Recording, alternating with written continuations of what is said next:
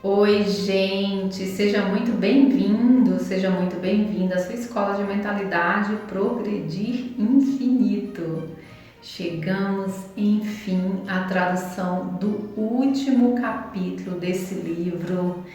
Que jornada, hein, gente? Quantos insights, quantos aprendizado, quanto conhecimento, né, nessa jornada de 12 capítulos. Eu estou com meu coração extremamente grata e feliz por ter contribuído de alguma forma para passar esse conhecimento para vocês. O meu desejo realmente era compartilhar com vocês aquilo que eu aprendi, aquilo que a Marisa Pia traz amorosamente para todos nós, todo esse conhecimento de 30 anos de trabalho e que tão amorosamente ela espalha pelo mundo, né? Todo esse conhecimento, todas essas técnicas de que você pode realmente ter um controle maior sobre a sua vida, sobre os seus pensamentos, sobre o que vem para a sua vida. E eu estou extremamente feliz, obrigado por todos vocês que me acompanharam até aqui, interagindo, mandando mensagens pelo chat, perguntando se eu vou traduzir outros livros. Sim, eu vou traduzir outros livros, são projetos que já estão em andamento e com certeza eu vou compartilhar com vocês.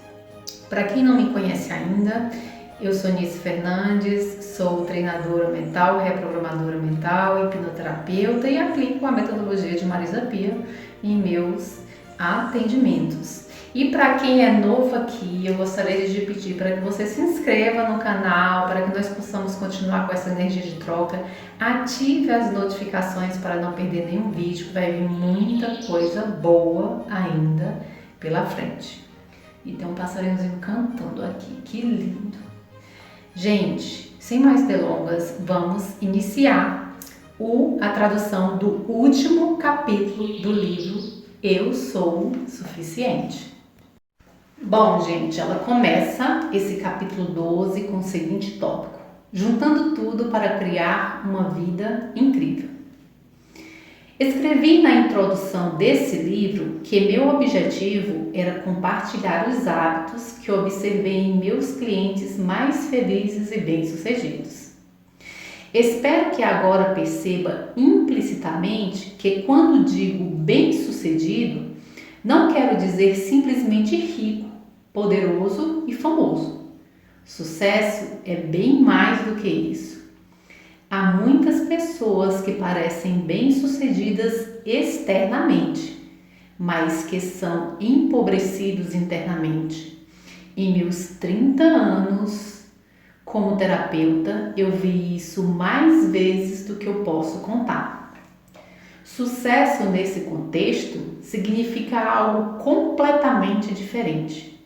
Significa ser seu próprio aliado, seu melhor amigo, mesmo quando o mundo não estão fazendo isso por você. Significa ver o valor inerente de encorajar os outros, porque você sabe como se encorajar. Significa saber que trabalhar para alcançar seus sonhos e objetivos se torna muito mais fácil quando você tem seu cérebro trabalhando para você e não contra você. Significa deixar de lado as histórias e crenças limitantes que você contou a si mesmo ou à sua família e aceitar a ideia de que você e apenas você é responsável pelas palavras e imagens em sua cabeça. Significa ser legal com os outros naturalmente, porque você é legal consigo mesmo. O que geralmente acontece quando uma pessoa faz todas as coisas descritas acima é que ela se torna bem-sucedida sem querer forçar. Elas podem não ter buscado riqueza, amor e fama tanto quanto ter feito trabalho interno para se concentrar e mudar a maneira como pensam. Mas quando você está feliz internamente, coisas boas tendem a acontecer. O que eu sempre acho é que as pessoas que têm as conquistas do sucesso sem trabalho interno são mais infelizes do que aquelas que têm uma vida modesta. Mas aquelas pessoas que têm sucesso externo e interno, essas estão no topo do mundo. Isso é o que eu quero que você seja. Eu disse no início desse livro que acredito firmemente que o trabalho interno, incluindo o amor próprio e a crença de que eu sou suficiente, é o tipo de material que deveria ser ensinado nas escolas, juntamente com português, matemática, línguas. Espero que um dia este seja o caso, mas até que a ideia de realização antes da conquista se torne mais dominante em nossa sociedade, receio que a maioria das pessoas busque o sucesso externo primeiro e só realize o trabalho da realização muito mais tarde na vida, se é que será feito. Espero sinceramente que espalhar meus sentimentos através deste livro ajude a popularizar a mensagem. Se você se sentir motivado a seguir esse caminho depois de ler este livro, eu acho que você vai ser levado ao santo grau do trabalho interno e desenvolvimento pessoal, que é o seu propósito. E aí ela começa um novo subtópico que é entrando no teu propósito. Eu trabalho com muitos treinadores e treino muitos terapeutas e, em geral, a razão mais comum pela qual as pessoas procuram a ajuda de um mentor é encontrar seu propósito ou como eles devem gastar seu tempo fazendo isso. Um propósito é diferente de um trabalho ou uma carreira. Às vezes, pode fazer você ganhar dinheiro, mas às vezes não. No entanto, o propósito é uma coisa para todos. Quando você está fazendo isso, você se sente completo e em total paz, sabendo que isto é o que você está destinado a fazer. É verdade que nem todos na vida têm o luxo ou privilégio de encontrar o seu propósito. Eles podem estar muito focados na sobrevivência ou podem ter o fardo de cuidar dos outros. Mas se você está lendo esse livro, eu suspeito que é porque você sabe que você tem um propósito para encontrar e desempenhar ao longo de sua vida. E você provavelmente tem sorte de ser capaz de fazer qualquer coisa sobre isso. Você não quer se tornar mais um na multidão, como muitas pessoas que têm esse sentimento e não o honram. Essas pessoas são, afinal, as pessoas mais deprimidas do mundo. Então, como uma pessoa pode encontrar esse propósito se ela não tem certeza do que deveria ser? Aqui está uma pista. Seu propósito muitas vezes tem uma relação direta com o que você gostava de fazer entre as idades de 7 e 14 anos. Por que essa idade? Bem, aos 7, você tem idade suficiente para começar a desenvolver seu próprio senso de identidade. E aos 14, começamos a internalizar as pressões e inseguranças do mundo ao nosso redor. E talvez, como consequência, começamos a moderar nosso comportamento para caber ou estar de acordo com as perspectivas dos outros, aquele ser bom que você deveria. Mas entre essas duas idades, encontramos um ponto intermediário onde estávamos permitindo que nossos desejos e paixões direcionassem como gastamos nosso tempo. Agora você pode pensar, mas aos 8 anos, tudo que eu amava era sair por aí e dançar.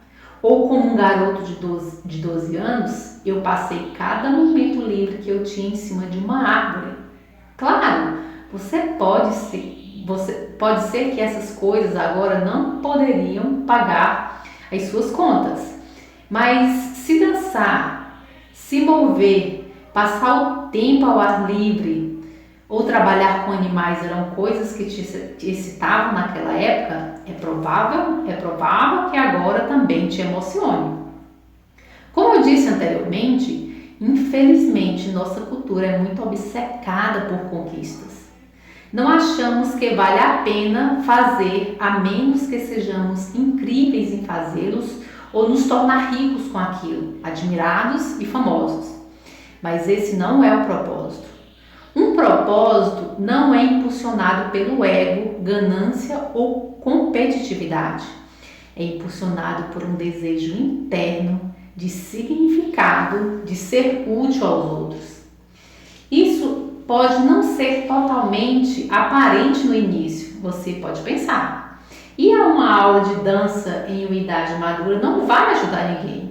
Mas eu descobri que quando as pessoas honram o que gostam de fazer, seus caminhos começam a se desenvolver e progredir de uma maneira misteriosa. Talvez uma aula de dança leve muito mais e comece a inspirar seus amigos a se juntarem. Você pode ser bom o suficiente para pensar que você pode ser uma boa ideia ensinar dança em sua própria casa, sem custo, ou em um centro comunitário local. Isso pode não permitir que você desista do seu trabalho diário, e está tudo bem, mas a alegria que você sentirá ao viver seu propósito de alguma forma fará você ver seu trabalho diário completamente diferente. É algo que permite que você viva seu propósito. De todo o meu trabalho com pessoas, eu realmente acredito que a principal causa da depressão não é seguir o desejo do seu coração de uma forma profunda e significativa. Não se deixe fazer isso.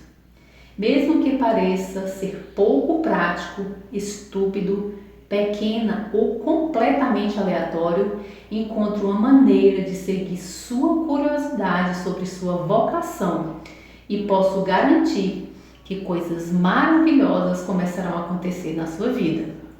E não esqueça, seja qual for a forma, quando você ama o que faz, você tem um propósito.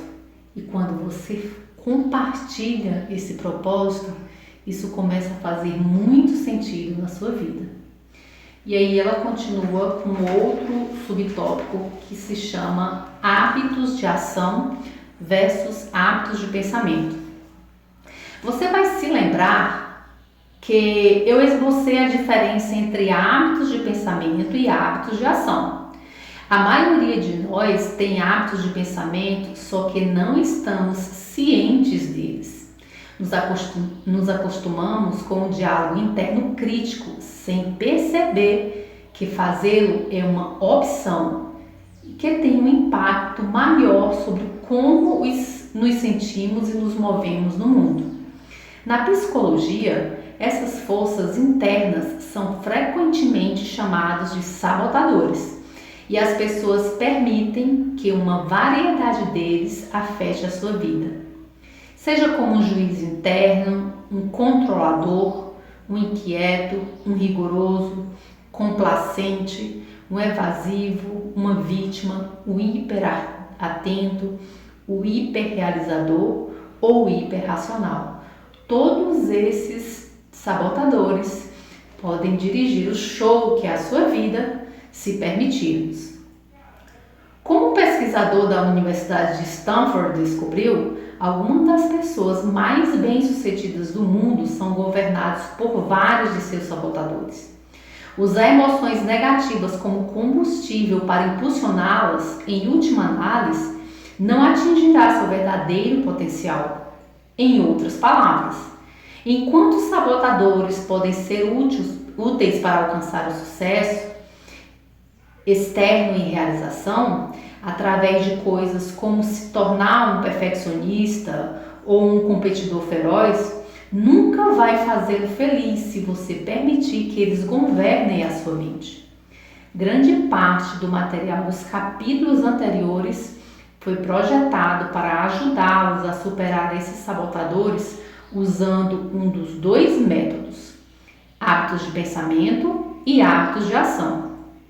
Eu comecei o livro com hábitos de pensamento, que você pode implementar de pequenas e grandes maneiras ao longo da sua vida. O primeiro ato de pensar era aprender que sua mente faz o que ela acha que você quer que ela faça. Como eu expliquei, a mente está sempre operando dessa forma.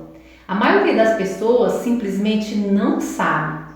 Se toda vez que você dirige para seu trabalho você pensa, isso vai ser um inferno, então seu cérebro pega esse sinal para fazer você se sentir de acordo com ele. No entanto, se você se comunicar com ele de uma maneira precisa, detalhada e específica, sua mente irá ajudá-lo a se mover em direção aos seus objetivos, em vez de sabotá-los. Assim como atualizaremos nossos computadores, precisamos atualizar a maneira como nosso cérebro opera. O próximo hábito de pensar era controlar as palavras e imagens em sua cabeça. Expliquei como os bebês não podem ter medo de voar, mesmo que não seja nada familiar para eles, porque eles não aprenderam a associá-los com negatividade ou medo. Todos nós nascemos com essa confiança fenomenal, não apenas sobre voar, mas acima de tudo. Mas nós a encorajamos à medida que crescemos. A resposta é mentir, trapacear e roubar. Ou seja, mentir para seu cérebro, trapacear com medo e roubar de volta a sua confiança com que você nasceu. Mesmo que algo te preencha de medo ou pavor, se você substituir essas imagens e palavras por outras mais neutras, você pode diminuir o efeito que um determinado efeito ou situação tem sobre você. Lembre-se, uma agulha é percebida de forma diferente por um viciado em heroína, uma enfermeira ou alguém que tem fobia à agulha. A diferença não está na agulha, mas na percepção dela. Você e só você tem o poder sobre essa percepção. Então, use isso a seu favor. O terceiro hábito de pensamento que te ensinei no capítulo 3 foi tornar desconhecido o que é familiar e tornar familiar o que é desconhecido. Uma peculiaridade frustrante do cérebro é que ele sempre anseia voltar ao que é familiar, mesmo sabendo que isso não nos ajude mais. É por isso que as dietas falham, as pessoas escolhem seus passeios em relacionamentos ruins e ganhadores da loteria perdem todo o seu dinheiro mais rápido que podem gastá-lo. Mas não precisa ser assim. Se você pensar conscientemente sobre o que você gostaria de tornar familiar, você pode começar se distanciando do ruim e movendo-se em direção ao bem. Se você sabe para quais coisas você tem de se afastar, você pode começar a intervir antes que os hábitos mentais assumam o poder. É aí que está o seu verdadeiro poder. Como escrevi no capítulo 3, se for para a linha de chegada de uma maratona, ela não está cheia de corredores que nasceram corredores. Pelo contrário, está cheia de pessoas que fizeram da corrida algo familiar, muitos dos quais viviam como verdadeiros sedentários. O quarto capítulo, mudamos para um ato de ação em vez de um hábito de pensamento.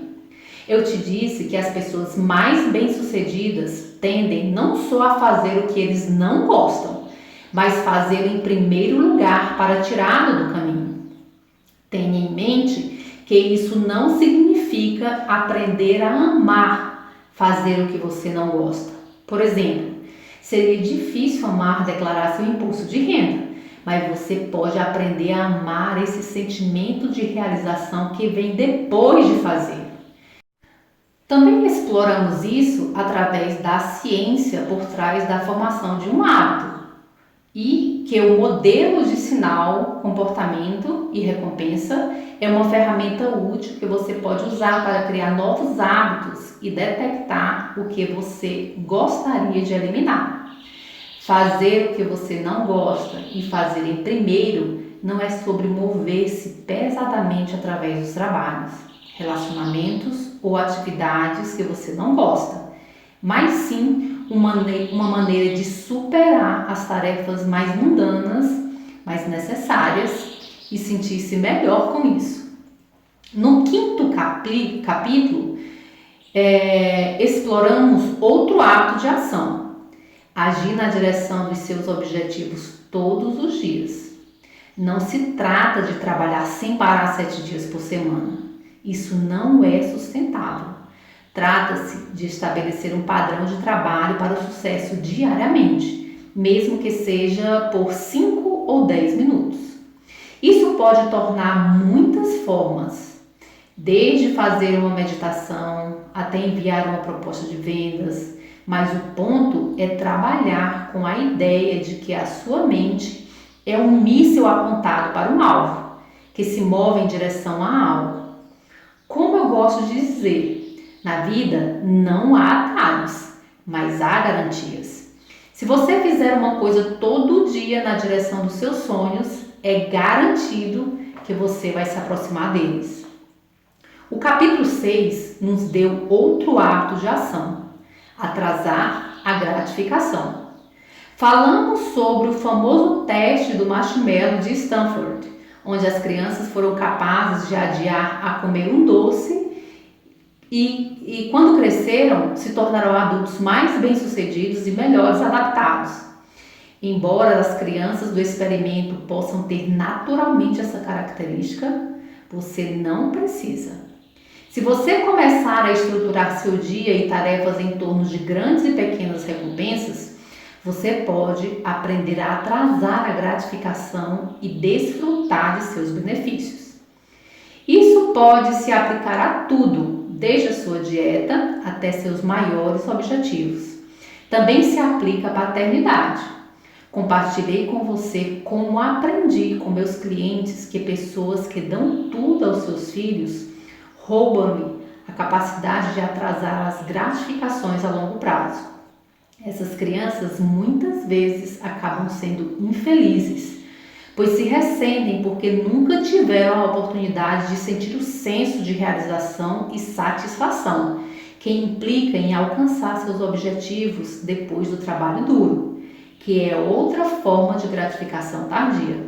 Lembre-se, seja desfrutando do seu café favorito depois de escrever um e-mail complicado ou não saia de férias até terminar seu manuscrito do livro. É a retribuição de algo que nos faz sentir bem. No capítulo 7, falamos sobre como podemos aplicar diferentes hábitos de pensamento e ação a algo que afeta muito as pessoas: a perda de peso. Também abordamos aquela ideia de que reparar sua relação com a comida e seu corpo não significa apenas mudar a forma como você pensa sobre si, mas como você pensa sobre o ambiente que está trabalhando. Uma vez que lembramos que somos homens programados, aqueles homens da caverna, vagando por uma loja de alimentos cheio de açúcares e gorduras, podemos tomar a decisão diferente sobre o que comprar. No capítulo 8, exploramos o que acredito ser um hábito mais importante do pensamento que você pode integrar na sua vida: a crença de que você é suficiente. Todos nascem no mundo sabendo que são suficientes. A fonte dessa confiança fenomenal que os bebês possuem e que discutimos no capítulo 2. Em algum lugar ao longo do caminho, as pessoas aprendem que não são suficientes. Isso pode acontecer de muitas maneiras. Talvez sua mãe te abandonou, fazendo eles acreditarem que eles não eram dignos de ser amados. Ou talvez alguém tirou sarro de você na escola, fazendo acreditar que eles nunca seriam aceitos ou que jamais poderiam emagrecer. A crença de que não é suficiente, ela se manifesta de inúmeras maneiras. vícios, vício no trabalho, suicídio, problemas de saúde mental, depressão, mas todas essas razões elas estão conectadas. Não se sentir suficiente, eu acho, é a maior doença que afeta a humanidade. A boa notícia é que você não precisa passar anos e anos na terapia desfazendo essa crença. Você e só você pode convencer a si mesmo com o poder da simples afirmação: eu sou o suficiente. Quanto mais você diz, mais você pensa sobre isso, mesmo que no início pareça inútil e você nem acredite. Eu vi a vida de muitas pessoas mudarem e sei que ela pode mudar a sua também. No capítulo 9, aprendemos mais um hábito. Trata-se de uma combinação de ação e pensamento. Aceitar o elogio e rejeitar a crítica. Como hábito de ação, isso é muito simples. Quando alguém te faz um elogio, não se rebaixe. É melhor agradecê-lo e recebê-lo. Quando alguém tenta machucá-lo com duras críticas, use as táticas descritas nesse capítulo para desviá-las. O mais importante, você sabe que sua vontade de criticá-lo vem da sua própria infelicidade e não tem nada a ver sobre você. Quando se trata do ato de pensar elogiando a si mesmo, poucas pessoas sabem o poder disso. Elogiar-se e dizer a si mesmo as coisas que você precisa ouvir para se sentir bem é um hábito compartilhado por muitas pessoas felizes com quem trabalhei. Aprender a fazer com que seu diálogo interno coincida, como se você estivesse falando com um bom amigo, fará maravilhas para a sua produtividade, confiança e qualidade de vida. Você não tem que esperar que os outros te elogiem para se sentir bem com você mesmo. Você pode se elogiar hoje e todos os dias. Finalmente, no capítulo 10, aprendemos que amar a si mesmo é o ingrediente mais vital para amar o outro. Muitas vezes, relacionamentos ruins são um sinal de duas pessoas que não se amam primeiro. E então, também aprendemos que uma vez que você encontra essa relação de apoio, comprometer-se com uma vida sexual ativa e cheia de fantasia é uma maneira vital e divertida de mantê-la. Você deve ter notado que ao longo dos capítulos que revisamos anteriormente, havia vários temas recorrentes que se aplicam a cada hábito de pensamento ou ação. Esses tópicos são importantes, pois entendê-los encherá sua caixa de ferramentas com maneiras de manter essas lições para implementá-las em seu dia a dia. Afinal, é fácil de ler um livro, mas mudar seus hábitos de pensamento requer um pouco mais de trabalho. O tema principal e mais importante a ser lembrado é o poder da repetição. Cada tática que descrevi em cada capítulo só funciona se você repetir e repetir com frequência.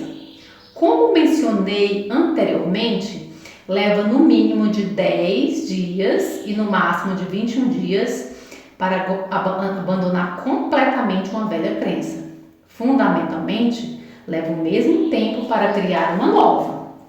Muitas vezes, quando as pessoas começam a implementar táticas que eu as aconselho, elas voltam para mim dizendo: como eu sei que está funcionando? Ou, eu tentei algumas vezes e não funcionou.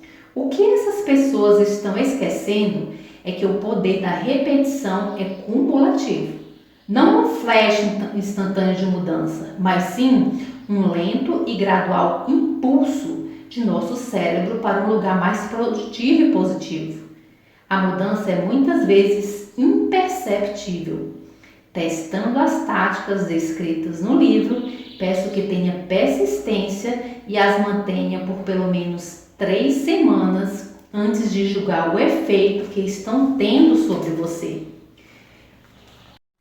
Repetimos hábitos negativos o tempo todo sem saber. Às vezes, você tem realmente que substituí-los por hábitos positivos para que eles realmente se erradiquem. Embora eu já seja terapeuta por 30 anos, é verdade que muito do que eu ensino vai contra a sabedoria convencional. Eu não aconselho você a passar meses sentada em uma cadeira de terapia falando sobre seus sentimentos. Pelo contrário, acredito em localizar rapidamente a fonte da dor dos meus clientes e depois ajudá-lo a reformar suas crenças de uma forma rápida e transformadora, usando os tipos de táticas e hábitos descritos nesse livro. Dito isso, recebo muitos leitores que vêm até mim com muitas dores emocionais e sofrimentos que eles mesmos sentem que não podem eliminar. Eles se perguntam se eles podem precisar de um período mais longo de terapia para chegar a fundo nisso. Sei bem que todos somos diferentes. A verdade é simples. Você não pode desfazer seu passado, mas o que você pode fazer é mudar sua narrativa sobre isso. Falar sobre seu passado por anos em uma cadeira de terapia não é mais útil se você não substituir a dor e o sofrimento por uma nova narrativa. Raramente é necessário sentar-se em uma cadeira de terapia indefinitivamente para fazer isso. Muitos de nossos problemas podem ser complexos, mas a maneira para superá-los nunca tem que ser complexo. Pode ser rápido, eficaz e transformador. Esse é sempre o meu método preferido de terapia.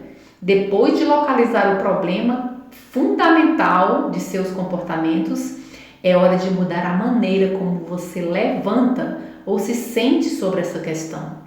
A única pessoa que pode fazer isso é você. Estamos aqui há tão pouco tempo e eu realmente acredito que a vida é um presente imenso. Vi meus clientes, leitores e seguidores mudarem suas vidas muito rápido. Como? Eles mudaram seus pensamentos e suas crenças. Não importa quem você é ou o que você passou. Você também tem o poder de mudar os seus pensamentos e suas crenças. Realmente acredito que através de seus pensamentos, ações e hábitos, pode começar a fazê-lo todos os dias em sua vida, a todo momento.